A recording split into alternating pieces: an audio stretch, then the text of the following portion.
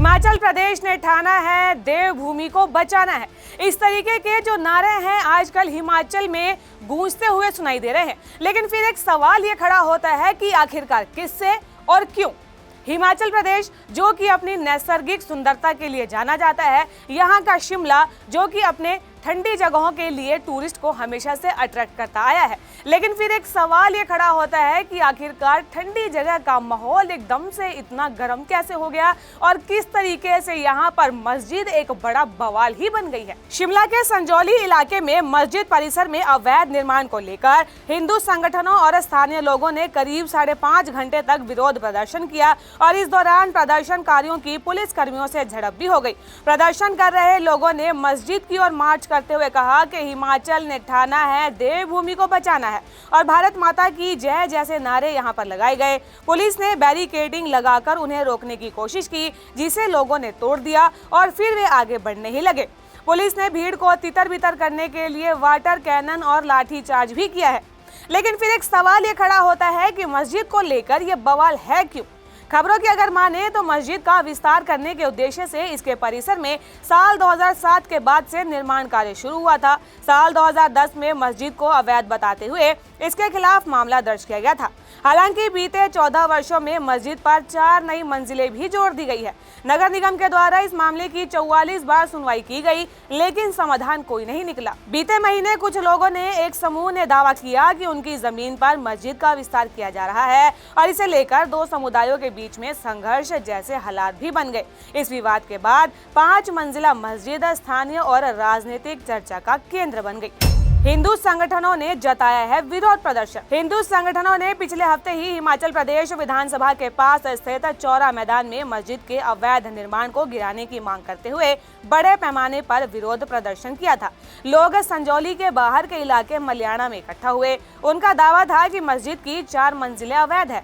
10 साल हो गए हैं लेकिन कार्रवाई नहीं हुई है। अवैध मस्जिद को तुरंत ढाने की मांग की गई है। हिमाचल की कांग्रेस सरकार में ग्रामीण विकास मंत्री अनिरुद्ध सिंह दवे ने भी आरोप लगाया है कि संजौली में मस्जिद का निर्माण अवैध रूप से किया गया है और उन्होंने इसके निर्माण में जांच की मांग की है। अब इस पूरे मसले पर कांग्रेस और बीजेपी आ गई है आमने सामने। संजौली में चल रहे इस विवाद में अब भाजपा और कांग्रेस आमने सामने है। पूर्व सीएम जयराम ठाकुर ने प्रदेश की सरकार पर आरोप लगाते हुए कहा कि शिमला के संजौली में अपनी मांगों को लेकर प्रदर्शन कर रहे लोगों पर बल प्रयोग करना, वाटर कैनन का इस्तेमाल करना बेहद ही दुर्भाग्यपूर्ण है। इस पूरे प्रकरण में जनभावना पहले दिन ही पता चल गई थी, लेकिन कांग्रेस की सरकार ने पूरे मामले को हल्के में लिया है। जब ये स्पष्ट है कि मस्जिद कानूनी नहीं है तो न्यायोचित कार्रवाई की जानी चाहिए। मुख्यमंत्री ने कार्रवाई करने की बजाय प्रदर्शन करने वाले लोगों को ही धमकाने का काम किया है। सरकार इस मुद्दे को डील करने में और जन भावनाओं को समझने में, उनका सम्मान करने में असफल रह गई है। तो वहीं आपको बता दें कि इस पूरे बयान के बाद हिमाचल प्रदेश के मुख्यमंत्री सुखविंदर सिंह सुक्खू का भी इस पर बयान आया। उनका कहना है कि लोगों के विरोध करने का अधिकार है, लेकिन उन्हें शांतिपूर्वक और सार्वजनिक संपत्ति को नुकसान पहुंचाए बिना अपना विरोध जाहिर करना चाहिए।